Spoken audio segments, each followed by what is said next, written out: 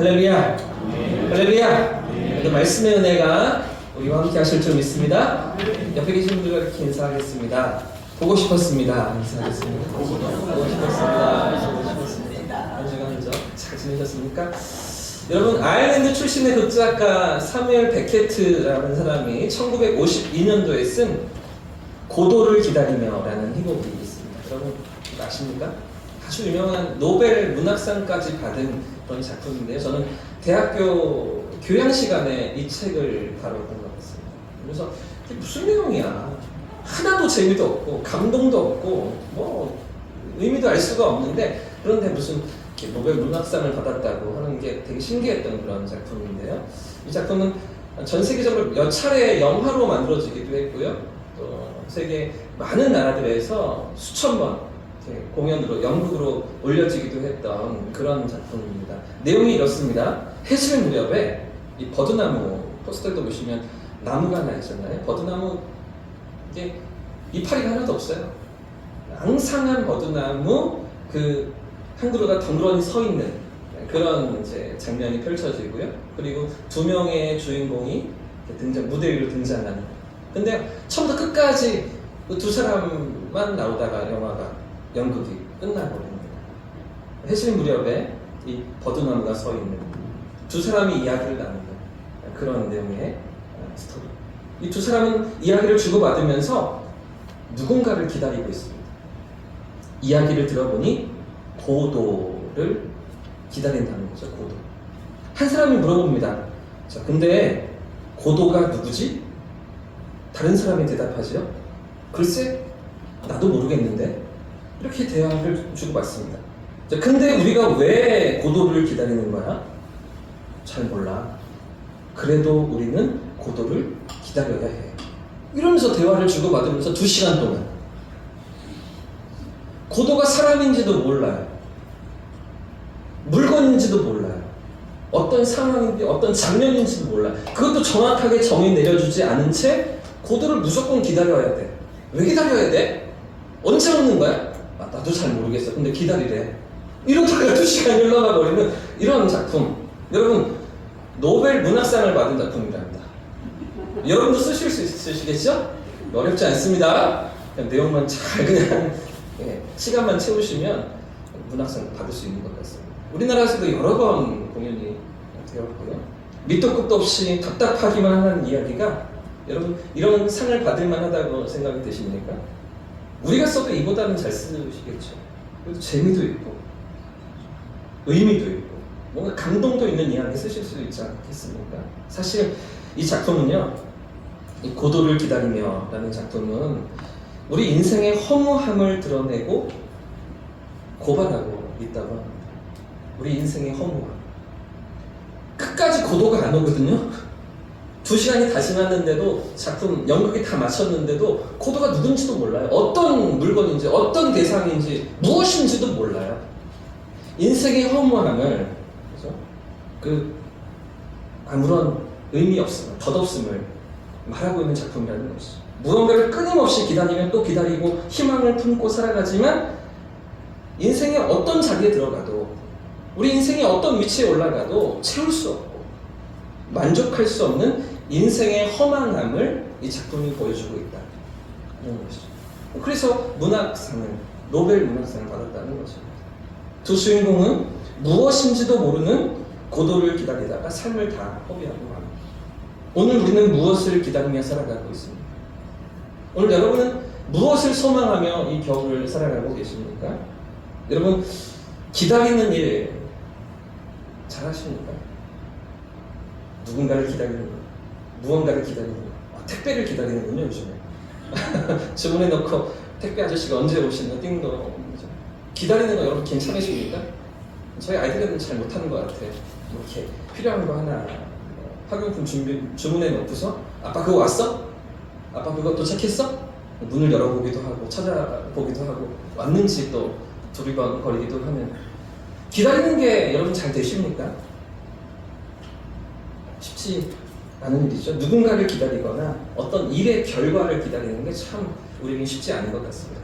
외국인들이 뽑은 다른 외국 사람들이 뽑은 한국인의 빨리빨리 베스트 10 이라는 게 있습니다. 한국인의 빨리빨리 10가지 들어보십시오. 10위, 편의점에서 계산도 하기 전에 음료수를 마신다. 계산도 안 하고 먼저 마시고 보는 거죠. 자, 9위, 3초 이상 열리지 않은 인터넷 사이트는 닫아버린다. 3초 이상 돌아가고 있으면 기다리지 못하고 막 꺼버리는. 너무나 요즘 빠르게 살아가니까요. 8위, 볼일을 보는 동시에 양치질을 한다. 싫으세요? 샤워하면서 양치질을 같이 하는 8위. 7위, 영화관에서 영화를 보고 출연진과 제작진의 이름이 나오기 전에 밖으로 나간다. 불이 켜지기도 전에 깜깜한데 일어나서 나오시는 분들 있죠? 제일 먼저 나가려고 얼마 밀리지도 않아. 또 이런 거 있는 것 같아요. 고속버스를 타고 목적지에 다 도착도 안 했는데 그렇죠? 미리 나가서 이렇게 문 앞에 서 있는 기사 아저씨가 앉아 계세요 위험합니다 하는데도 불구하고 나가서 이렇게 서 있던 우리였죠. 기차를 타도 그죠? 목적지 도착하기도 전에 다 몰려 나와서 그 얼마나 된다고 그죠? 문 앞에 서 있는데 이렇게 하는 7위랍니다. 자, 6위, 컵라면이 다 익기도 전에 뚜껑을 열어 먹는다. 아그작 익기도 전에. 자, 5위, 엘리베이터 문이 닫히기 전에 닫힘 버튼을 누른다. 이거는 못 참죠. 지금 저도 그런 것 같아요. 다 그러신 것 같아요. 자, 4위, 삼겹살이 익기 전에 먹는다. 핏기만 사라지면 먹는 거죠. 익었는지 안 익었는지 안에가 어떻게 됐는지 중요치 않고 빨리 먹는 게 중요하잖아요. 3위, 이거 좀 그렇다 이거는. 화장실에 들어가기 전에 지퍼를 먼저 내린다. 남자들이 그러시는 것 같아요. 화장실로 들어가기 전부터 지퍼를 먼저 내린다. 2위, 버스가 정류장에 서기도 전에 차도로 내려간다. 이거 진짜 위험한 거 그러시면 안 돼요. 버스가 오고 있는데 이렇게 차도로 내려가서 막 이렇게 마중 나가는 그런 위험합니다. 대망의 1위는 자판기 커피가 나오는 것에 손을 넣고 기다립니다. 좀 이따가 로비에서 잘 보십시오. 자판기 눌러놓고 손을 넣고 기다리는. 저도 그러는 것 같아요. 여러분 공감이 되시죠?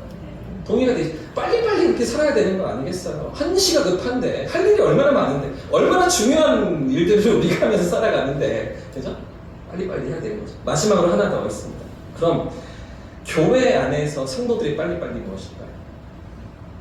교회 안에서 성도들이 빨리빨리 설교가 시작되자마자 시계를 본다. 여러분들은 아니시죠? 우리 교회는 아니시죠? 우리는 무슨 일이든 빨리 처리되고 쉽게 해결되기를 바라지 않습니까? 조금 무직하게 일의 결과를 기다리고 또 그 일들을 또 참아내고 그렇지 못하고 어떻게든 일을 빠르게 처리하며 끝내기를 원하는 그런 습성이 우리 안에 있지 않으십니까? 오늘 본문에는 이 기다림에 실패한 한 사람이 등장하고요. 그런가 하면 또 기다림에 성공한 한 사람이 등장하고 있습니다. 일의 결과를 인내하면서 기다리지 못하고 조급해하다가 실패하는 인생이 있는가 하면 무식하게 때를 기다리면서 하나님이 허락하시는 승리를 맛보는 한 사람이 오늘 본문에 등장하고 있는 것이죠. 바로 다윗의 아들이었던 솔로몬과 또 다른 아들이었던 아도니아라는 아들이 이 두 사람이 등장하고 있는 것입니다. 솔로몬은 하나님의 때를 기다리면서 결국에는 이스라엘의 세 번째 임금의 자리에 올라가는 영광을 누리게 되죠.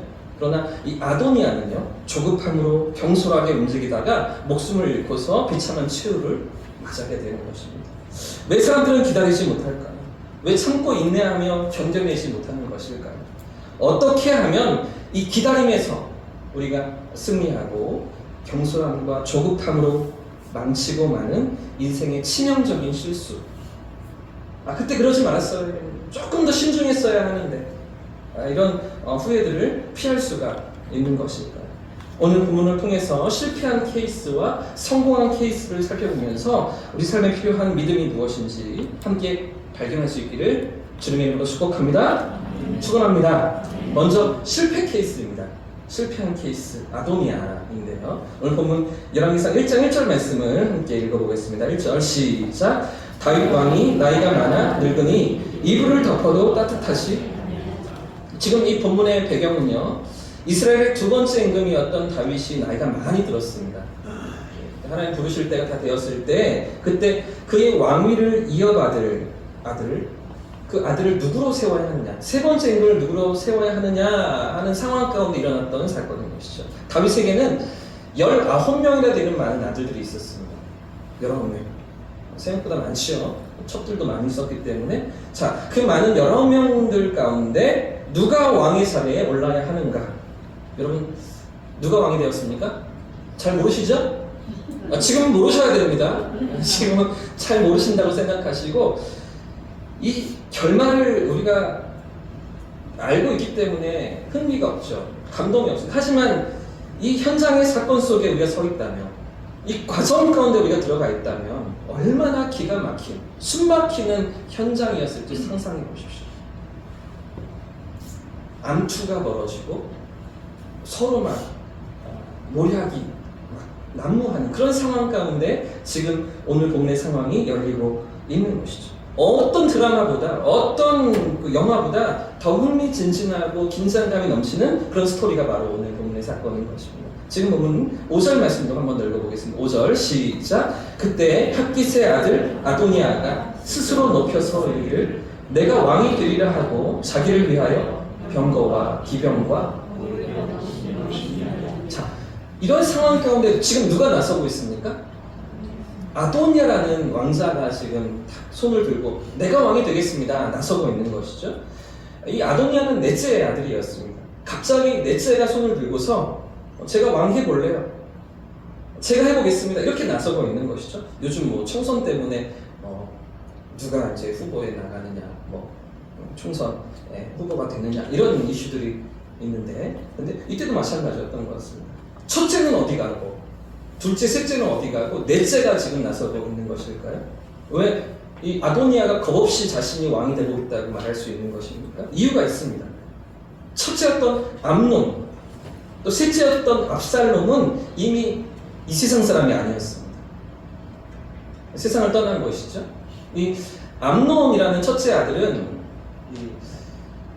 다른 이복 동생이었던 다말이라는 여동생을 짝사랑하게 되죠. 그리고 어느 날 나를 잡아서 이 다말을 겁탈하게 됩니다. 그런 사건을 벌이는 게 첫째 아들 암논이었어요. 근데 이 다말의 오빠였던 압살롬, 암논과 셋째 아들 압살롬이 그러니까 이복 형제였던 거죠.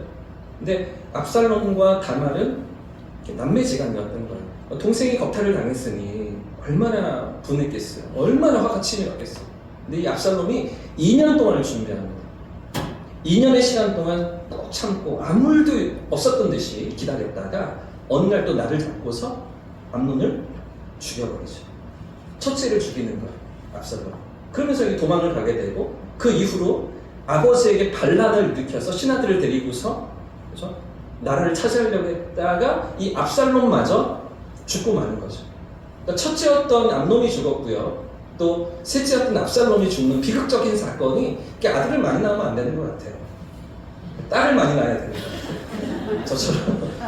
그러니까 결국은 첫째와 셋째가 죽고요. 둘째였던 길르압이라는 아들이 있는데요. 이 아들은 성경에 딱 한 차례 등장합니다.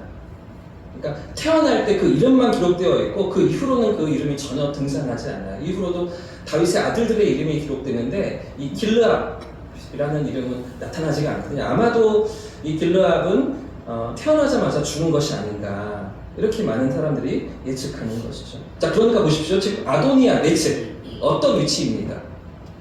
맏아들이잖아요. 장자잖아요. 내가 왕이 될 그런 위치에 있다라고 아도니아는 생각했던 것이죠. 다윗을 이을 가장 유력한 서열 1위가 바로 이 아도니아였던 것입니다. 아마도 아도니아는 충분히 왕이 될 자격이 나에게 있다라고 생각했던 것 같습니다. 자, 그래서 이렇게 행동하는데요. 6절 말씀도 보십시오. 6절 말씀 같이 한번 읽어보겠습니다. 시작. 그는 압살롬 다음에 태어난 자요 용모가 심히 준수한 자라. 그의 아버지가 내가 어찌하여 그리 하였느냐 하는 말로 한 번도 그를 섭섭하게 한 일이 없었다. 영어 성경에 보시면 이 용모가 준수하다라는 단어를 핸섬이라고 번역해 놨어요. 핸섬. 아마 아도니아가 저처럼 좀 얼굴이 잘생겼던 것 같아요. 동의를 안 하시고 비웃고 계시는데 근데 그냥 핸섬이 아닙니다. NIV에 보니까 지금도 웃으시면 안 돼요. 진짜 그럼 비웃으십니다. 그래서 영어 성경에 베리 핸섬이라고 되어 있어요. 아주 잘생겼다라는 거죠. 용모가 탁월했다. 근데 이 고대 사회에 외모가 탁월했다는 말은 그저 이 얼굴만 얘기하는 게 아니라 실력이 탁월했다는 그런 이야기입니다. 능력이 있다, 힘이 있다. 그러니까 학문에도 능통하고요, 지략과 전략에도 탁월하고요, 리더십도 있고 그런 실력을 갖춘 그런 왕자가 바로 아도니아였다는 것이죠. 뿐만 아니라 아버지 다윗이 총애하던 아들이 바로 아도니아였습니다. 한 번도 꾸지람을 해본 적이 없다는 것이죠. 그 정도로 아끼고 이뻐했던 아들이 아도니아라는 거예요. 그럴 것이 3명이나 다 죽었잖아요. 어렸을 때 둘째가 죽고, 나쁜 짓 하다가 첫째가 죽고, 그 형을 또 없애고서 또 셋째 압살롬마저 발라든 일으키다가 죽고 말고. 그래서 압살롬이 죽고 나서 다윗이 어떻게 반응했는지 여러분 아시죠? 내 아들 압살롬아, 내 아들 압살롬아. 자기를 몰아내고 왕 위를 차지하려고, 나라를 찾으려고 했던 그런 압살롬인데도 불구하고 다윗은 그 아들 때문에 너무나 슬퍼하면서 고통스러워하던 다윗이었잖아요. 그런 상황 가운데 남아있는 아들, 맏아들이었으니 아도니아에게 한 번도 꾸지람을 하지 않는, 그렇게 이뻐했던 아들, 아도니아인 것이죠. 근데 문제는 상황이 어떻게 진행되고 있나 보십시오. 7절 말씀도 보겠습니다. 7절 이어서 시작. 아도니아가 수레아의 아들 요압과 제사장 아비아달과 모이하니 그들이 땅도 돕나. 이렇게 외모가 출중하고 인정받고 탁월하고 아버지 총애를 받던 아도니아에게 누가 달라붙고 있습니까? 요압과 아비아달. 요압이 누굴까요? 요압이 누굽니까? 이스라엘의 군대 장관, 국방부 장관이에요. 군사력을 가지고 지금 아도니아 곁에 서고 있는 거예요. 아버지 다윗과 평생을 동고동락했던 이 요압이 아도니아 편에 섰던 것이죠. 또 온 나라의 제사장이었던 아비아달, 종교, 신앙, 이 믿음, 하나님의 어떤 인도하심, 이 제사장이 가지고 있는 건데 이 제사장이 지금 아도니아 편에 서고 있는 거죠. 충분히 왕이 될 만한 상황입니다. 왕이 돼야 맞아요. 군사가 그 곁에 섰는데 하나님이 그 편에 있다고 생각되어지는데 모든 조건과 상황과 형편이 그렇게 흘러가고 있던 아도니아였습니다. 자, 그래서 아도니아는 군대를 소집합니다. 5절 말씀을 다시 보시면 전차와 말을 준비하고요, 기병과 호위병 50명도 준비해서 나를 잡습니다. 또 왕의 신하들을 다 부릅니다. 자기 동생들 왕자들까지 다 불러 모읍니다. 그리고 살찐 송아지를 잡아서 잔치를 벌입니다. 무엇을 하고 있는 것일까요? 대관식을 치르고 있는 거예요.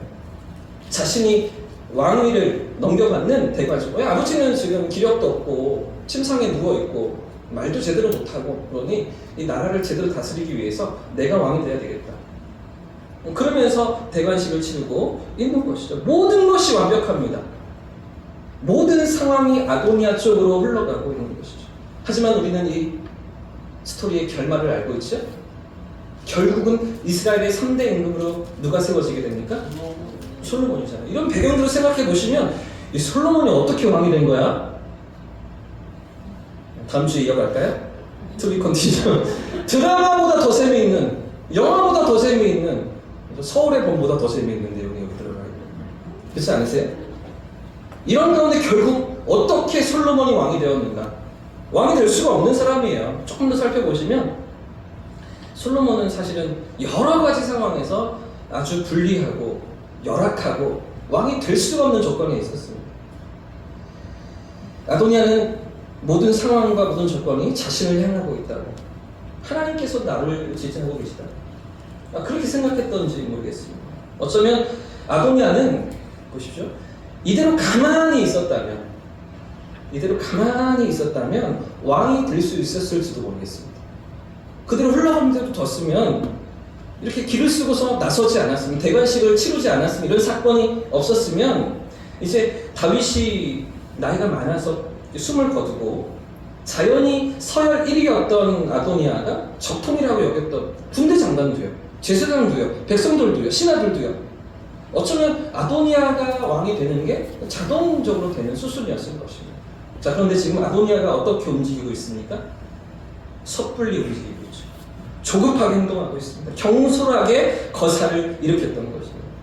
아마 지금이 적기라고 생각했던 것 같습니다. 자기의 확신을 가지고서, 자기의 어떤 이 믿음을 가지고서 충분히 가능한 일이라고 생각하면서 이 대관식을 일으켰던 것이죠.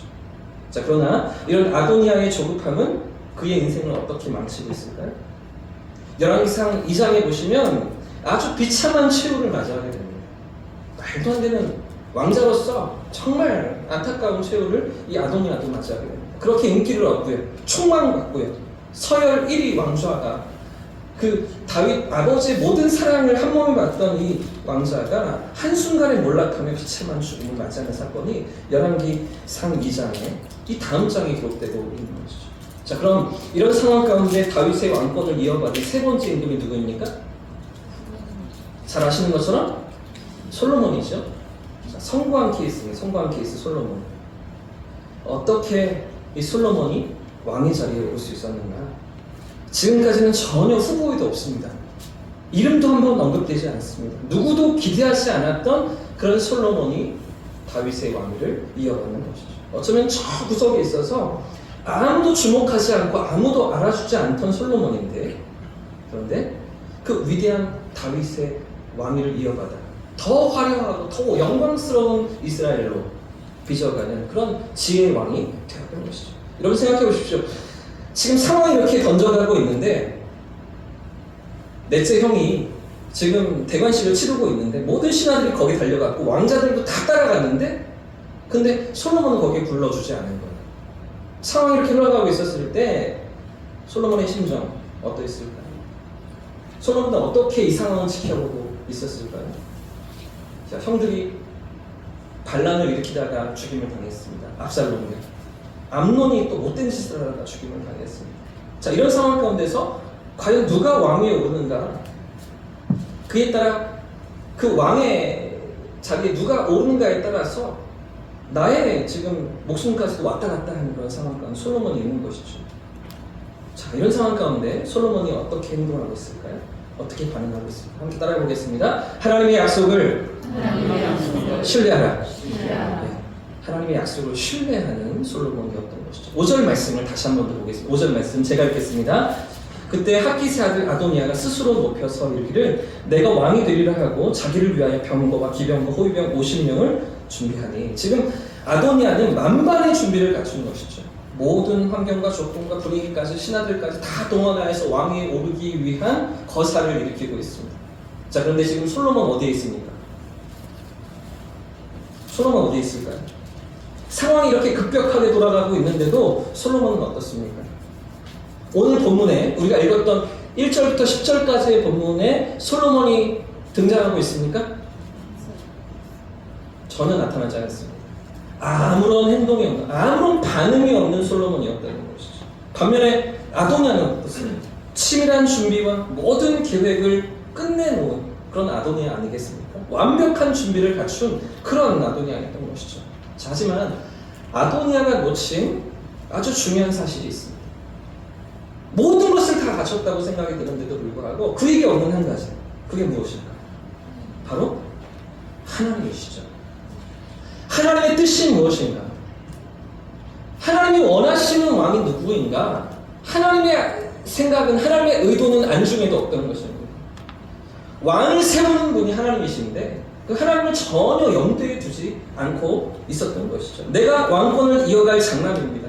모든 사람이 지금 내 편에 서고 있습니다. 모든 상황과 환경이 내가 유리한 쪽으로 흘러가고 있기에 내가 왕이 될 수 있다고 그는 생각했지만, 그러나 이 모든 것 위에 계시는 하나님, 온 세상을 다스리시며 통치하시는 살아계시는 하나님, 왕을 세우기도 하시고 패하기도 하시는, 나라를 흥하기도 하시고 망하기도 하시는 살아계신 하나님을 아도니아는 생각하지 못했던 것이죠. 지난주에 우리가 살펴봤던 어리석은 부자도 마찬가지 아닙니까? 많은 재물을 가졌고 또 올해도 많은 수확을 거두면서 창고를 더 확장하고 더 넓게 지으면서 여러 해 쓸 물건을 쌓아두었으니 내 영혼아 편히 쉬자, 먹고 마시자 생각하지만, 그 어리석은 부자가 놓치고 있던 한 가지가 무엇입니까? 하나님을 생각하지 못했던 거잖아요. 어리석은 자야, 내 영혼을 오늘 밤에 부르리니 그리하게 되면 너의 가진 것이 누구의 것이 되게. 그래서 어리석은 부자입니다. 하나님 하나님을 생각하지 못하는 인생, 하나님을 전혀 내 계산에 넣지 않고 있는 인생, 내 인생의 계획에 하나님이 자리 잡고 계시지 않은 인생, 그런 삶을 어리석다고 성경이 말하고 있는 건 아니겠습니까? 신하들의 판단으로도 다음 임금은 아도니아였습니다. 심지어 노련한 군대 장관이었던 이 요압, 평생을 다윗과 전쟁터에서 치열하게 살아왔던 요압도 이 아도니아가 적임자라고 생각합니다. 당연히 아도니아가 될 거라고 생각했습니다. 그러나 이 세상의 역사를 누가 다스리십니까? 이 세상의 역사를 누가 붙잡고 계십니까? 살아계신 하나님이시죠? 할렐루야! 하나님께서 다스리시는 줄 믿습니다. 아도니아가 이렇게 움직이는 동안에, 이렇게 거사를 치르고 있는 동안에 지금 솔로몬은 어떻습니까? 솔로몬은 다윗의 10번째 아들이었습니다. 그러니까 순위에도 없는 거죠. 아도니아가 아니어도 5번째, 6번째, 7번째가 있는 겁니다. 형들이 질비한 거죠. 그 밑으로도 동생들이 9이나 더 있는 거예요. 이런 암투가 치열한 상황 가운데 솔로몬은 전혀 후보에 올라있지 않죠. 왜요? 솔로몬이 가진 가장 치명적인 약점 때문에. 무엇 때문에? 솔로몬은 출생의 비화가 있잖아요. 부끄러운 과거가 있잖아요. 숨겨야 하잖아요. 솔로몬이 어떻게 태어난 아들입니까? 다윗이 간음죄를 저지르고 살인죄를 저지르면서 얻은 아내, 우리아의 아내, 다윗의 아내가 아니라 우리아의 아내 밧세바를 범하면서, 그러면서 가진 아들, 그 아들이 솔로몬 아니겠습니까? 태어날 때부터 가문의 수치인 거죠. 이 아들은 숨겨놔야 하는 겁니다. 전면에 내세울 수가 없는 거죠. 이런 배경과 과거를 가진 아들이 솔로몬인 겁니다. 서열로 보아도, 순번으로 보아도, 나이로 보아도, 배경으로 보아도 솔로몬은 왕을 차지한, 왕의 자리에 오를 위치가 아니었어요. 혈통적으로도, 정치적으로도, 상황적으로도 솔로몬은 전혀 순위 밖에 있는 그런 인물이었던 것이죠. 그런데도 불구하고, 그러나 결국 솔로몬이 왕이 될 수 있었던 이유가 무엇 때문입니까? 이런 솔로몬이 어떻게 다윗을 이어 이스라엘의 3대 임금이 될 수 있었던 것입니까? 하나님이 원하셨기 때문입니다. 할렐루야! 하나님이 약속하셨기 때문이죠. 하나님은 처음부터 솔로몬이 왕이 될 것이라고, 다윗 너를 이어서 그 다음 왕권을 이어갈 거라고 하나님 약속하셨습니다. 역대상 22장 말씀해 보시면, 제가 읽어드릴게요. 보라, 한 아들이 내게서 나리니 그는 온순한 사람이라. 내가 그로 주변 모든 대적에게서 평온을 얻게 하리라. 그의 이름을 솔로몬이라 하리니 이는 내가 그의 생전의 평안과 안일함을 이스라엘에게 줄 것입니다. 솔로몬이 태어나기도 전에 하셨던 하나님의 약속이었어요. 다윗에게 주신 약속이었어요. 오래 전부터 하나님은 이 아들을 통해서 나라의 평온함과 평강을 주시겠다라고 약속하셨던 것이죠. 하나님은 그 오래 전부터 솔로몬을 왕으로 세우기를 원하셨던 것입니다. 사무엘하 12장 말씀도 보십시오. 같이 한 번 더 읽어보겠습니다. 시작. 다윗이 그의 아내 밧세바를 위로하고 그에게 들어가 그와 동침하였더니 그가 아들을 낳음에 그의 이름을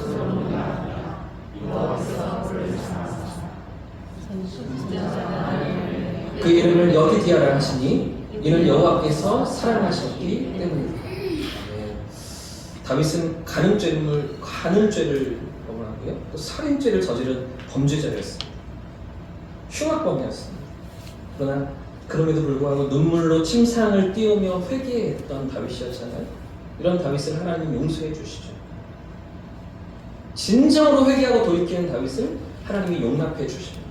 그리고 그런 다윗이 이 밧세바에게서 아들을 낳게 되는데 그 아들이 바로 솔로몬이었던 것이죠. 이 솔로몬을 이스라엘의 세 번째 임금으로 세우시며 그를 통해서 평안과 안정을 주시겠다고 하나님이 오래전부터 약속하셨던 것이죠. 사람들이 볼 때 생각해 보십시오. 사람들이 볼 때 솔로몬은 어떤 상황입니까? 아주 열등한 상황이죠. 비록 왕자이긴 하지만 너무나 불리한 조건을 가진 그런 왕자입니다. 아무도 인정해주지 않습니다. 숨기고 싶어합니다. 뒤로 감추고 싶어합니다. 그렇죠? 그 위로도 아래로도 너무나 많은 왕자들이 있습니다. 그런데도 불구하고 솔로몬이 왕이 될 수 있었던 이유가 무엇 때문이라고요? 하나님의 약속 때문이죠. 언약에 신실하신 하나님이 솔로몬을 그 왕위에 올리셨던 거죠. 가진 능력이나 실력이나 정치적인 배경 때문이 아니었습니다. 환경이나 상황이 갖추어져 있기 때문에가 아니었습니다. 하나님의 약속 때문이죠. 할렐루야. 하나님이 신실하시기 때문입니다. 우리 하나님이 당신의 약속을 분명히 이루시는 분이시기 때문이죠. 사랑하는 여러분, 오늘 우리는 어떤 하나님을 바라보며 살아가고 계십니까? 어떤 하나님의 약속을 붙잡고 살아가고 계십니까? 오늘도 변함이 없으신 신실하신 하나님을 바라볼 수 있기를 주님의 이름으로 축복합니다. 어떤 상황에도 당신의 약속을 이루시며 우리 삶을 책임지시는 그 선하신 하나님을 바라보시는 우리 성도님들 되시기를 축복합니다. 솔로몬이 붙들었던 첫 번째는요, 하나님의 약속이었습니다. 그 약속을 바라보면서 이 솔로몬이 이 위기를, 이 기가 막힌 상황을 돌파하고 있는데요, 또 한 가지가 더 있습니다. 솔로몬의 반응 또 한 가지 함께 따라해 보겠습니다. 하나님의 응답을 기다리라. 예, 솔로몬이 반응했던 또 한 가지가 있다면 기다립니다. 11절 말씀도 같이 읽어보겠습니다. 11절 시작. 나단이 솔로몬의 어머니 바세바에게 말하였되 학기세 아들 아도니아가 왕이 되었음을 듣지 못하였나이까. 우리 주 다윗은 알지 못하시나이다. 이런 상황 가운데, 이런 긴박한 상황 가운데 지금 누가 움직이고 있습니까? 선지자 나단입니다.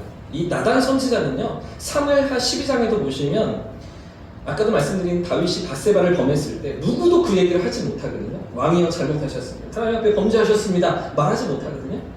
이 나단이 나섭니다. 그러면서 한 비유를 들어 얘기하면서 다윗의 죄를 지적하고 절대 왕권 앞에서 하나님의 그 진노가 무엇인지, 하나님의 그 징계가 무엇인지를 선언했던 그런 선지자가 나단이었거든요. 그 나단이 지금 또 한 번 움직이고 있죠. 이 나단이 솔로몬을 구명하기 위한 일을 지금 진행하고 있는 거죠. 솔로몬을 위해서 또 한 번 죽을 각오를 하면서 목을 내놓고 다윗 왕 앞에 나아가는 것인데, 왜 그러냐면 만약에 이렇게 솔로몬 편에 섰는데 아도니아가 그대로 왕이 돼버린다면 나단은 어떻게 될까요? 살아남을 수가 없는 거죠. 그 사무엘하 12장에서도 나단은 마찬가지였습니다. 다윗이 말을 듣지 않고 회개하지 않고 돌이키지 않으면서 나단을 죽여라, 끝장나는 거죠. 그런데도 불구하고 왕 앞에 나아갔던 그 용기로 선지자 나단은 지금도 다윗 앞에 나아가면서 솔로몬 편에 들고 있는 거죠. 자, 또 누가 움직이나 보십시오. 16절과 17절 말씀 같이 한 번 더 읽겠습니다. 시작. 바세바가 몸을 굽혀 왕께 전하니 왕이 이르되 어찌 되느냐? 그가 왕께 대답하되 내 주여, 왕이 전에 왕의 하나님 여호와를 가리켜 여종에게 맹세하시기를 내 아들 솔로몬이 반드시 나를 이어 왕이 되어 내 왕위에 앉으리라 하셨거늘. 지금 또 누가 등장하고 있습니까? 솔로몬의 어머니 바세바이죠. 나단의 이야기를 듣고서 이 다윗 앞에 나아가서 청원하면서 왕의 결단을 요청하고 있는 바세바입니다. 자, 보십시오. 아까도 말씀드린 것처럼 이렇게까지 했는데 나단도 이렇게 움직였고 바세바도 이렇게 움직였는데, 만약 지금 이 상황대로 아도니아가 왕이 된다면 무슨 일이 벌어질까요? 이런 청원을 올리고 있는 바세바는요, 나단 선지자는요, 목숨을 부지할 수가 없겠지요. 자, 그러나 반대로 아무런 행동도 하지 않고 가만히 있습니다. 아무런 행동도 하지 않고 가만히 있다가 아도니아가 왕이 된다면 그때는 또 무슨 일이 벌어질까요? 그래도 바세바와 솔로몬의 목숨은 이미 이 세상 사람이 아닌 거죠. 이미 그 잔치에 왕자들을 부르면서 솔로몬을 부르지 않았다는 겁니다. 이런 생사의 기로에서 나단과 바세바가 왕 앞에 나아가죠. 그 상황 가운데 할 수 있는 모든 것을 하고 있는 거죠. 자, 근데 중요한 건요, 문제는 지금 솔로몬이 어디에 있습니까? 어머니는 움직이고 나단 선지자도 움직이는데 솔로몬은 어디에 있습니까? 이때도 전혀 등장하지 않고 있죠. 오늘 본문에 전혀 솔로몬의 이름은 언급되지 않고 있습니다. 상황이 이토록 긴박한데도 솔로몬은 나타나지 않고 있는 것이죠. 솔로몬이 어리숙해서 그럴까요? 아무것도 잘 몰라서 그런 것입니까? 누구보다 눈치 빠른 솔로몬 아니었을까요? 나중에 지혜의 왕이라니까요. 누구보다 지혜가 탁월한 그런 솔로몬이었는데 이 상황을 모르고 있었을까요? 그런데도 왜 여태 나타나지 않고 있는 것입니까? 왜 아무런 행동도 하지 않는 것입니까? 그 이유가 무엇일까요? 하나님의 약속을 바라보았기 때문입니다. 할렐루야! 그 응답을 기다렸기 때문이죠. 지금 본문에 솔로몬은 전혀 등장하지 않고 있습니다. 38절에 가시면, 저 아래 38절에 가시면 드디어 다윗 왕의 어명이 떨어지고 제사장 또 다른 제사장 사독과 선지자 나단을 따라서 이 다윗의 노새를 솔로몬이 타게 되는데, 아버지가 타던 노새를 탔다는 것은 이제 왕권을 이제 솔로몬이 갖게 되었다. 이런 상징적인 의미로 예루살렘 성을 도는 겁니다. 이런 선포식이 있기까지, 38절에 그런 내용들이 진행되기까지 솔로몬은 아무것도 하지 않습니다. 아무런 행동도 보이지 않았습니다. 그러나 이런 생사의 기록에서 솔로몬이 하고 있는 한 가지가 무엇일까요? 아무것도 하지 않는 것 같은 솔로몬이 지금 하고 있는 행동 한 가지. 그게 무엇일까요? 기다립니다. 기다리고 있는 거죠. 하나님의 일하심을 기다리고 있는 거죠. 하나님의 응답하심을 기다리고 있던 것입니다. 사랑하는 여러분, 하나님의 일하심을 기다릴 수 있기를 축복합니다. 하나님의 손길을 기다릴 수 있기를 축복합니다. 우리가 너무 급해요. 우리가 너무 빨라요. 내가 빨리 하면 말지. 기다리지 못해요. 하나님이 나타나실 때까지, 하나님이 해결하실 때까지, 하나님이 만지실 때까지 우리는 참지 못합니다. 그러나 하나님을 기다리는, 하나님의 나타나심을 바라보는 것, 그것을 믿음이라고 오늘 성경은 우리에게 말하고 있는 것이죠. 여러분, 중국에 모소라는 대나무가 있습니다. 모소, 이렇게 생겼는데요. 들어보셨습니까? 지구상에 있는 아주 특이한 식물들 가운데 하나가 이 모소 대나무인데요. 이 대나무는 산이나 밭에 심어 놓아도 4년 동안은 전혀 기미가 없다가, 아무리 정성껏 돌봐도 이 4년 동안 고작 이 정도, 3cm 정도 자라는 게 다라고 하죠. 자, 그런데 이런 식물이 5년째가 되면 어떤 일들이 벌어지는지 아십니까? 5년째 되면 무려 하루에 한 자씩 자란다고. 한자가 얼마죠? 30cm씩 자란답니다. 하루에. 그리고 불과 4주 만에 15m 이상의 키가 자라요. 이런 대나무 15m까지 자라요. 그 4년 동안 무엇을 하고 있었던 겁니까? 뿌리가 자라고 있는 거죠. 뿌리가. 보이진 않지만 15m까지 줄기를 올릴 수 있는 그 튼튼한 뿌리를 땅 속으로 받고 있던 4년. 그 사방으로 뿌리가 퍼져나가고 있던 그 4년의 기다림이 있었다는 것이죠. 만약 그 4년을 기다리지 못하고 1년, 2년 만에 안 자라네? 별로 예쁘지도 않네? 뒤집어 버린다면 어떤 일이 생기겠습니까? 뿌리를 내리고 있는데 4년을 기다리지 못하고 조급해서 1년, 2년 만에 그렇게 땅을 뒤엎어 버린다면 어떤 일이 생기겠습니까? 하나님을 기다리며 하나님의 응답하시는 때를 바라볼 줄 아는 저와 성도님 되시길 축복합니다. 당장 모든 일이 다 내 뜻대로 풀리지 않을 수 있습니다. 때때로 어려움이 있고 억울하고 괴로운 삶의 자리를 지나가는 현실이 우리에게 또 있습니다. 그러나 내가 먼저 움직이기보다 하나님이 어떻게 움직이시는지, 하나님의 뜻이 어떠한지를 바라보면서 성령보다, 기도보다 앞서지 않는 저와 성도님 되시기를 주님으로 축복합니다. 다시 한 번 더요. 성령보다 앞서지 않는 거죠. 우리의 기도보다 앞서지 않는 것. 하나님의 응답이 있기까지, 하나님의 말씀하심이 있기까지 기다림의 믿음으로 살아가는 저와 성도님 되시기를 주님으로 축복합니다. 말씀의 결론을 맺겠습니다. 사실 이런 솔로몬과 같은 기다림, 여러분 괜찮으십니까? 이런 상황 가운데 아무것도 안 하고 기다릴 수 있으시겠습니까? 좀 미련하고 바보 같아 보이잖아요. 뭔가 이렇게 나도 뭔가 방법을 취하고 뭔가 수단을 찾고 사람들을 만나고 이렇게 돼야 되지 않은 것 같아 보이십니까? 어떻게 순진하게 기다리고 손을 다 놓고 있을 수가 있는 것일까? 어떻게 내 문제를 다른 사람들에게 맡겨놓으며 기다릴 수가 있는 것입니다.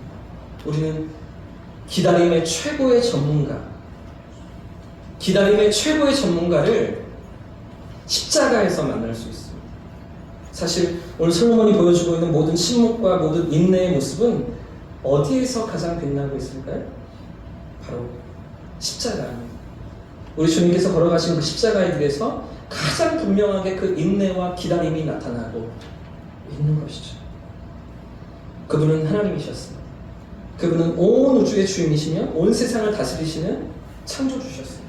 그러나 그 영광스러운 주님께서 자신의 모든 권세와 능력을 포기하시며 한낱 피조물의 손에 자신의 생명을 맡기셨던 것이죠. 이사야서 50장 53장 7절 말씀에 이렇게 기록되어 있습니다. 그가 곤욕을 당하여 괴로움을 당할 때에도 그의 입을 열지 아니하였으며 마치 도수장으로 끌려가는 어린 양과 털 깎는 자 앞에서 잠잠한 어린 양같이 그의 입을 열지 아니하였다. 우리 주님은 십자가 앞에서 침묵하셨어요. 참고 인내하셨던 우리 주님이신 것이죠. 기다림의 절정을 우리 주님은 십자가에서 보여주셨습니다. 그렇게 하실 때 하나님께서 이루시는 놀라운 부활의 영광과 온 세상의 죄를 대속하시는 구속사역의 열매를 우리 주님은 얻으실 수 있으셨던 것이죠. 오늘 우리의 삶에도 이런 기다림이 있기를 주님의 이름으로 축복합니다. 하나님의 일하심을, 하나님의 손길을 기다리는 저와 여러분의 삶으로 이 겨울을 살아가시고 또 새로운 한 해를 꿈꾸시고 소망하시는 저와 여러분 되시기를 주님의 이름으로 축복합니다.